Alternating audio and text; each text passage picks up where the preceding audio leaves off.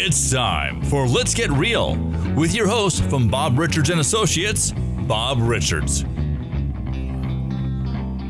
Well, hello, Bob Richard. Michael, good afternoon to you, sir. I guess I'm the Associates then, aren't I? Yes, you are. Bob Richards and Associates. Yes. One of many. One of many. That's right. Good to see you again today, Thank young you, man. likewise. You know, we're getting close to Christmas. Isn't that crazy? It is. It just, yeah.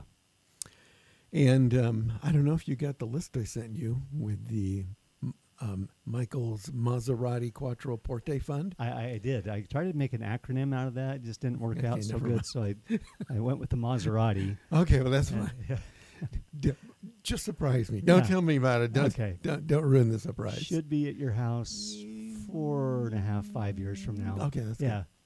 I'll wait. I'll stand in the driveway. Oh, Bob, we're good. coming to the end of 25, and a lot of folks I know are thinking about listing and selling their home next year in 2026. Yeah. What are some things that they could do now to prepare to sell their home in the coming year? As you and I are business owners, we tend to not wait till January 1st to say, oh, I got to get my business plan together for the year. Right? Right. It's being planned for us by other people and other things and drift this direction and that direction. And we're getting pulled and tugged and tied from one thing to the next. I believe, in my opinion, that you need to have some weeks, maybe months ahead before January 1st rolls around. Yeah. So same kind of thing in the real estate market, Michael, is that you got to be planning ahead and saying, okay, what is one of our goals here as it relates to real estate? Are we going to add an investment property? Are we going to sell a piece of land and do a 1031 exchange to buy something that's a different investment property?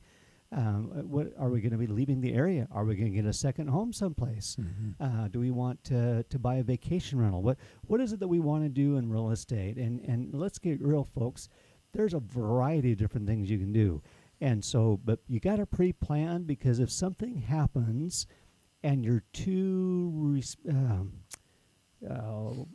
responsive, if you will, it could hurt you. You don't want to ever go into a purchase with high emotions and high expectations and then be disappointed because the realism of it wasn't there. Yeah. And so that's both for selling and for buying. And again, folks, make sure that you price your house to sell. Market changes happen daily, weekly, monthly. And so if you're not ahead of the market right now, you're going to be playing catch up, and not mustard and ketchup, but you're going to be paying catch up with the value, and you're actually going to find yourself selling for less than if you had originally priced it right, you would have gotten more money. Yeah, because if you price it the wrong way, it's going to sit there for longer. The longer it's on the market, the lower the price is going to be. Oh, it's been on the market for 9 months. Right. What's wrong with it? What's wrong with it? Is it filled with rats? Yeah. Seriously. Yeah.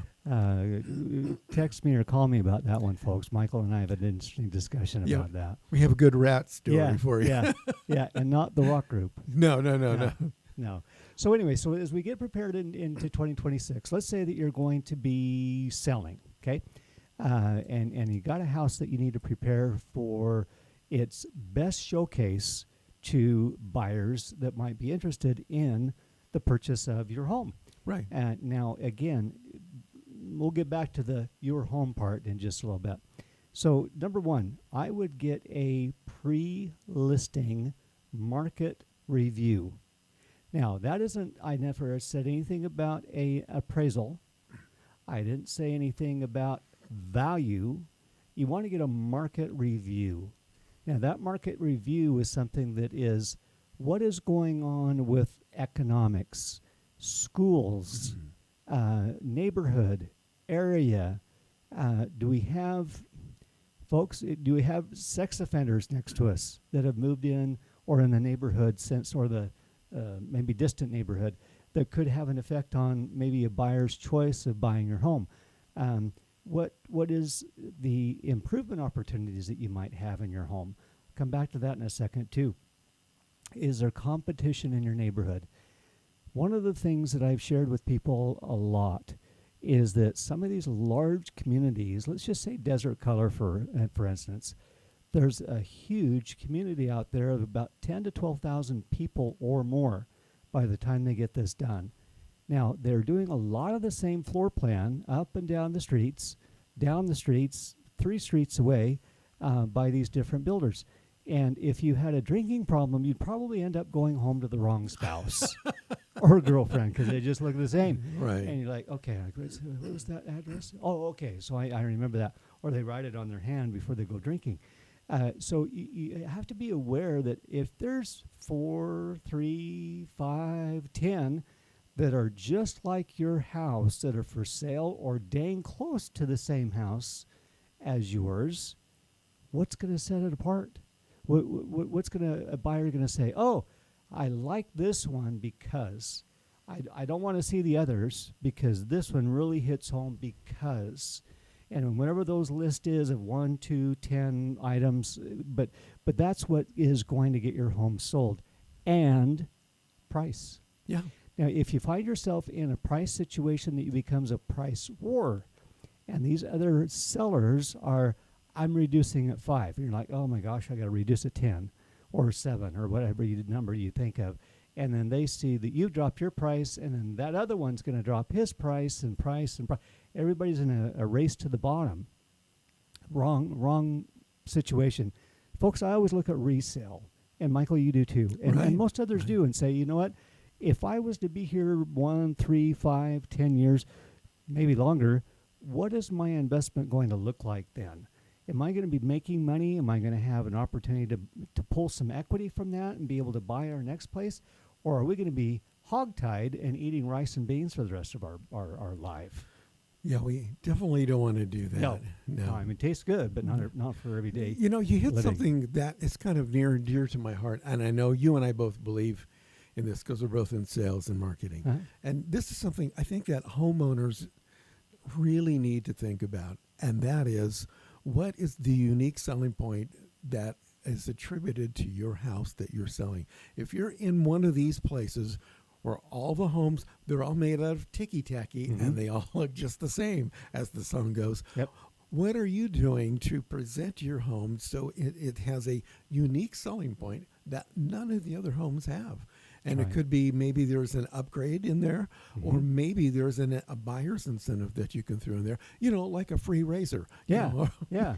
But yeah, you have to think as a salesperson, what can I do to make my home unique, to have it sell faster and for more money? Now, generally, that's the realtor's job, which you do. But I know, Bob, we talked about this in the last podcast. There's sometimes people don't really hire the best realtor in the world. True. They forget to call Bob Richards, Yeah. and then they get somebody who's got back at my last job at Walmart. This is what So that's unfortunately true. Yeah, you've got to make sure that you guys have some type of unique selling point, and if you don't have one, then you need to create one. And that's where the genius of Bob comes in, because Bob, I know you have the ability to create a unique selling point to make that home sell faster and for more money. Yeah, my post school was in marketing. That was my bachelor's degree, minor in law, minor in English.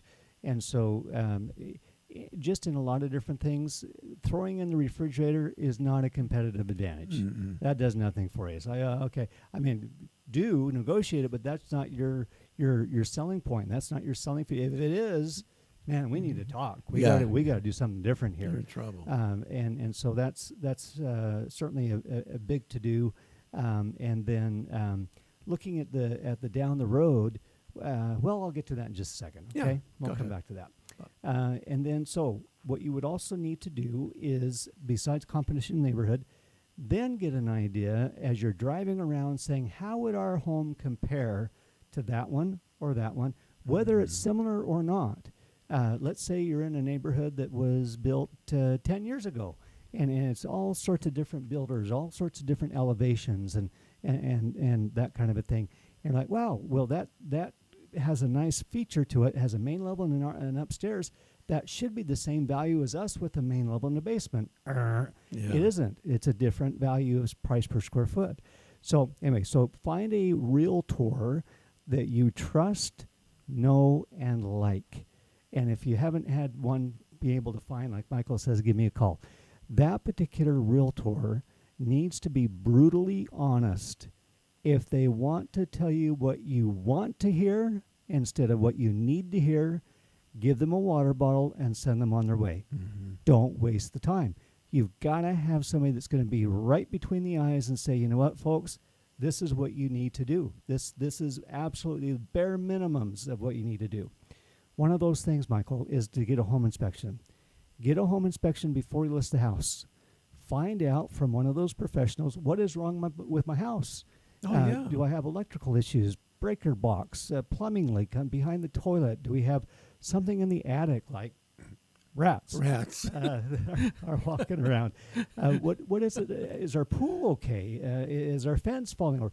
All that other things that, there's just a lot of pages of home inspection things that'll be found that you can address and say, you know what, honey, we're going to take care of these things so that when we do go on market, there's very few things that a buyer inspection will find because we pretty much covered the most of them, if not all of them. Yeah, that's a big deal. Yeah. It helps your money, so you're selling it for more because they're not nickel and dime, nickel and dime, nickel and dime for all these little small, the light bulb was out. Okay, well, spend 10 cents and 10 seconds to replace it. Anyway. So those kind of things, get a home inspection. That's number one. Before, again, the market report, analysis, value, appraisal, that's first and foremost, get a home inspection. And the second thing is that look at some repairs that you can do, not only from the inspection standpoint, but just cosmetic stuff, where you got this big hole in the wall because of a picture that you've taken down. And now you leave the TV mounts, but you can take the TVs with you. So leave the mounts because that's just horrid to take that off and have them try to repair that. A lot of baseboards, corners of walls, deep clean, a lot of these different things that will help the aesthetic value of the house so it becomes more appealing. Get rid of the dang cat smell. And if it's Fido, then get rid of the dog smell. Oh my God! But yes. people coming into a home, if they're allergic, they're going to walk in and walk right back out because they can't breathe. Right. And so and even if you do whatever for animals, it still can cause allergies and people not to walk in, or they just don't have a good smell of it, and they just there's no appeal. You've lost it, and to get them back in the house again a second time. Not going to happen. Yeah, you got that one chance. Yeah, they're not going to go back. I have something to add with a funny story, and it's a true story. Okay. So my advice and counsel, I'm not a realtor, but I talked to one on TV. No. So this is a true story. So here's the headline: don't try to hide things thinking that no one will notice. Oh, it's okay. Just show the property. Nobody's gonna notice. Yeah. So there was this a true story. So this family had this delightful young person who accidentally set fire to a portion of the rug in the living room. and so the owners of the property thought, you know what? It's not that big of a hole. It might only be this big. I'll bet if we move this chair right here, it will cover the hole and no one will notice. We'll tell them about it afterwards when we're signing the papers at closing. I'd recommend that you don't try to hide stuff. No. That deal did not go through because they actually what's that smell? Oh, that kid accidentally caught the carpet on fire. Really? Yeah, just don't move that chair. Yeah. Everything's going to be fine. Just fine. Yeah, and we're not talking carpet burn on your knees. We're talking a carpet burn of the carpet. Yeah. So don't hide stuff. Don't pretend it doesn't exist. The buyer will find it. Yep. It'll bite you in the bum if you do that. So next one is start to declutter the house. These people love you folks as sellers, but They don't want to see your home. They want to see it being their house. So get rid of the pictures on the walls. Just about every picture that you can think of.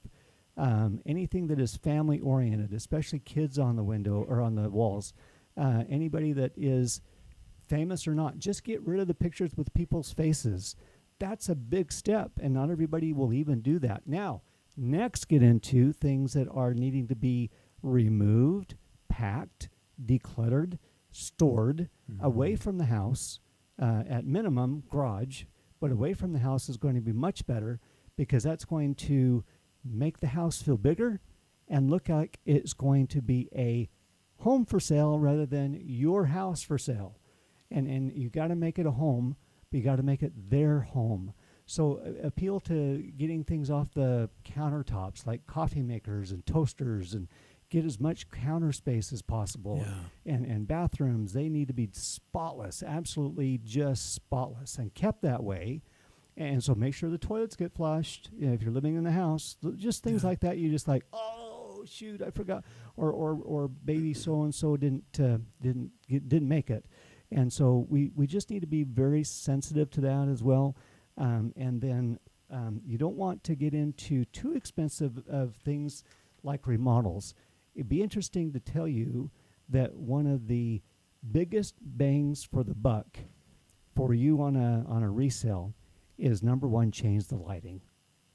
And that's not expensive. You go to Lowe's or Home Depot or even Wilkinson's or some of these other lighting, you can get a nice lighting package for the rest of the house that just makes it look 10 years newer. Yeah. It looks great, and it's not that expensive. Number two, painting. Repaint the house. If it's been forever since you painted it, again, they don't want to see your paint. Do nice and white. Give it a blank canvas so a buyer can say, oh yeah, I like this because we can start and put in our colors the way we want it. But we don't like this beige, brown, dark, or whatever it is. We want to have something that we can do. And they don't want a paint credit. They want it done before they move in. We've got movers coming. We've got unpacking to do. We've got boxes. We've got wrapper paper. We've got bubble paper. All of that stuff, it's got to be all done, folks, or else, again, guess what? They're not going to buy the house. It's too much of a hassle and too much of an inconvenience. Yeah, that's true. I remember going on home tours in the olden days with some realtors to look at some of their listings. And you could probably relate to this. So I definitely want your opinion on wallpaper. Oh. So sometimes we walk into a house, and it's a nice house, but somebody had the bright idea of putting these giant yellow, purple, gold, and green sparkly flowered wallpaper things in the dining room. And it was like, oh. Yeah. And, not everybody's going to like that. And so the realtor said, well, you should probably take that down and paint it white. What? Well, that's designer wallpaper. He's like, get rid of the wallpaper. Professionally installed. Professionally installed. He's like, no. Get it professionally uninstalled. Yeah, make it go away. And again, the probably word is want to hear, need to hear. Rather than saying, I probably would suggest that, you know what, seller, this has got to come down. No negotiation. That is something that is going to affect, distract, cause people to not stay very long. The longer we can get them to stay in the house, Michael, the more likely that they're going to emotionally and mentally start moving in. And so the rest of it's pretty easy. You get to find out a price, and if they're ready to buy, and if so, walk them through that process. Wow. Speaking of beautiful homes, Mr. Bob, I understand that you have an amazing new listing that you would like to share with us.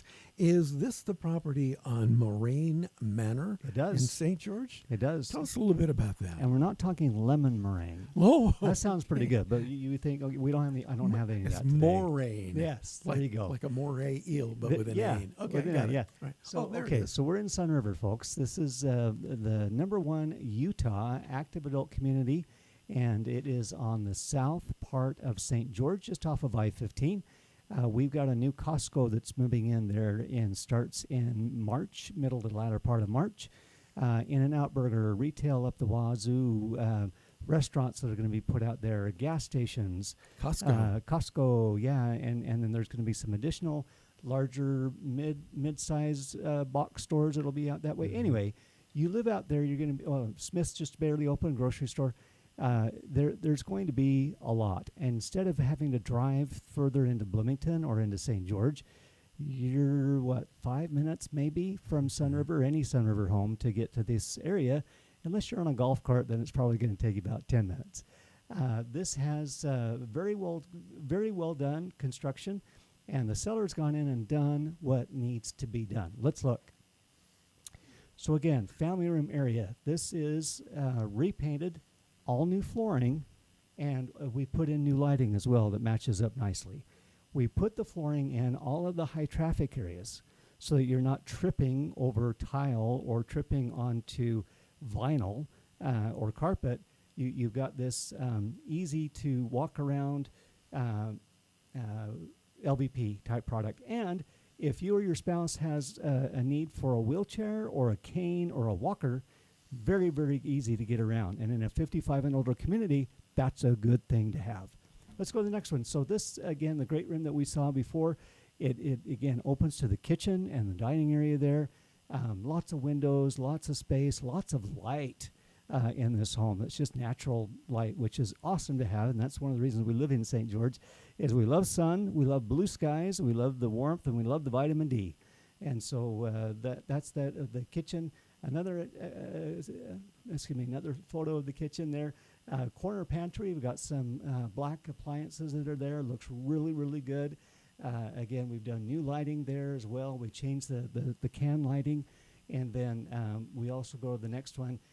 Here's one of the things I like. If you're 55 and older, you want to get rid of the lawnmower. You've dated it, you've married it, you've enjoyed it for a lot of years, and how many houses. Get rid of the darn thing. I mean, you moved here and got rid of your snow machine. Well, get rid of your lawnmower, too. This house has full desert landscaping front and back, so you can come and go as long as you want to and not have to worry about maybe a weed or two when you come back. So I do love that feature. Now, Sunriver has some of the best amenities in all of Utah.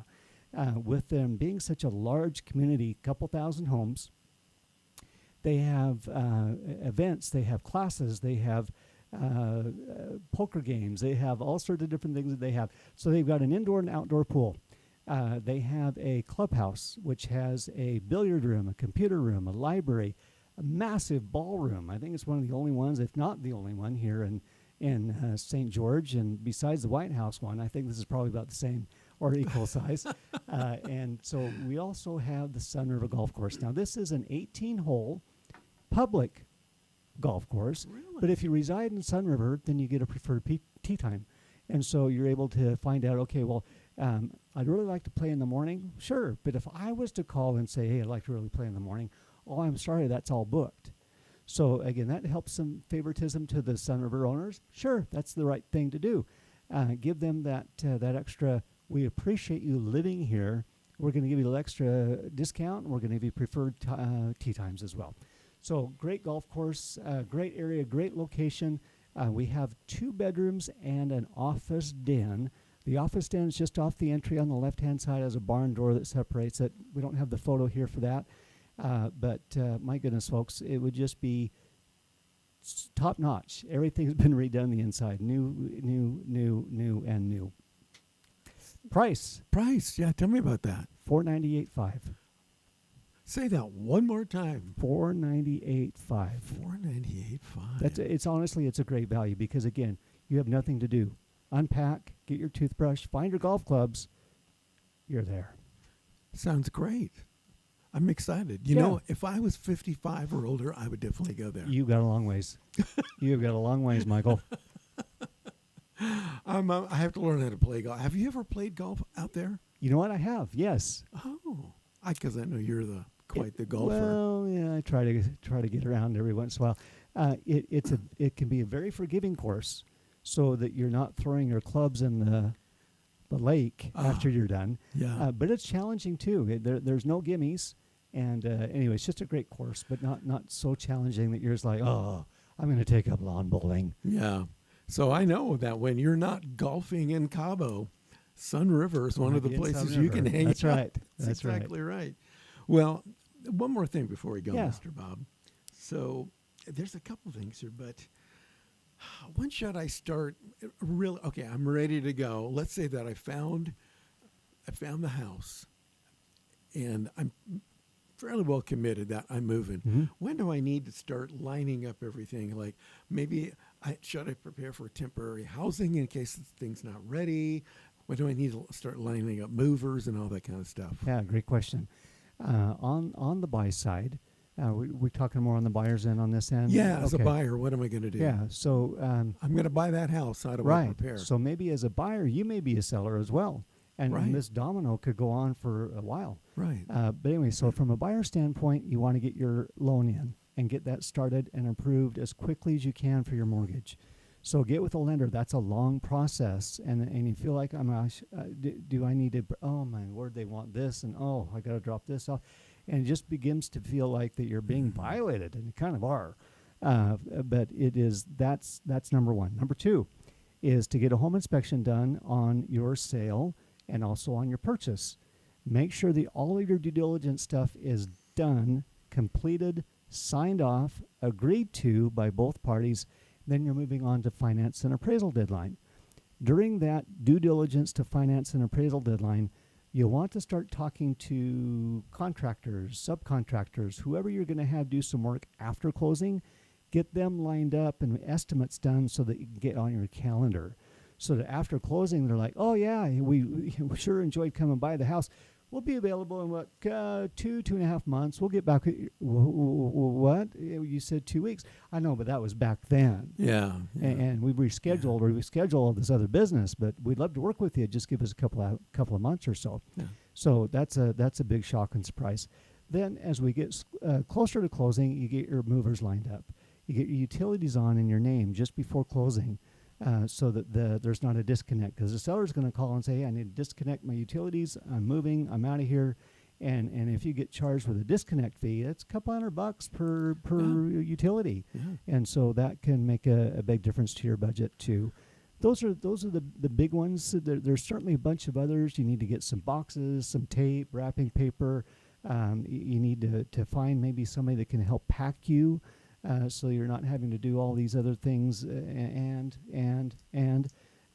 keep it simple. Delegate as much as you can. Call in some family to help you out. Maybe pay a 15, 16, 19-year-old to package up your canned goods. Just things like that are you would think are like, oh yeah, forgot about that. Where most people were like, well, duh. Yeah. I want to let everybody know. Okay. If you guys are moving and you need some free moving boxes, I have a bunch left over from my last move here. You can have them for free. Call Bob and say, I want some of Michael's moving boxes. Yes. Bob will call me. I'll bring them over. You can come pick them up. Absolutely free. Absolutely free. Don't spend $500 on moving boxes. I'll give you mine for free. They've only been used once. There you go. There you go. That's a pretty good shameless plug. In my Yeah, opinion. that is. So, Bob, I understand that you, as one of the top realtors here in Southern Utah, have taken advantage of some of the 21st century technology that gives you unequivocal use of personal communication devices. Absolutely so. Like, what are some of the things that you have? Phone. A phone. Oh my iPhone. gosh. Yes. It's incredible. Yes. It has a number to it. That you can call me or text me to find me. 435-703 Utah. That's 435-703-8824. I work at the brokerage called Berkshire Hathaway Real Estate, and we're just right in downtown St. George on Main and the Boulevard. Cool. I'll bet you have an email address. I do. Bob at buyutah.com. That's not BYU. That's BUY. So buyutah.com. So if I was on the interweb, Yes. like that, Yeah. and if I was to go to buyutah.com, what would I find there? The information superhighway. Woo! Yeah. We'll put you to my website, buyutah.com. Has all the abilities for you to search listings, to communicate with us, get answers to your questions. We're not going to stalk you. We're not going to say, hey, it's been a day, you ready to buy? We are very sensitive to that. We like to sell as you would like us to sell. We like to help you buy the way we like to see you buy. We're not going to mislead people. It just doesn't. It's not worth it. Our integrity just is not worth it. Anyway, back to our website, buyutah.com. Cool. Mr. Bob, thank you very much. Merry Christmas, by the Thank way. you. And To Merry you and Christmas all to all you yours. guys. Yes. And we'll see you again next year with another exciting podcast adventure with Bob Richards. Let's get real. See you later. This has been Let's Get Real with Bob Richards from Bob Richards and Associates. For more information, buyutah.com. We invite you to return again for another edition of Let's Get Real with Bob Richards from Bob Richards and Associates.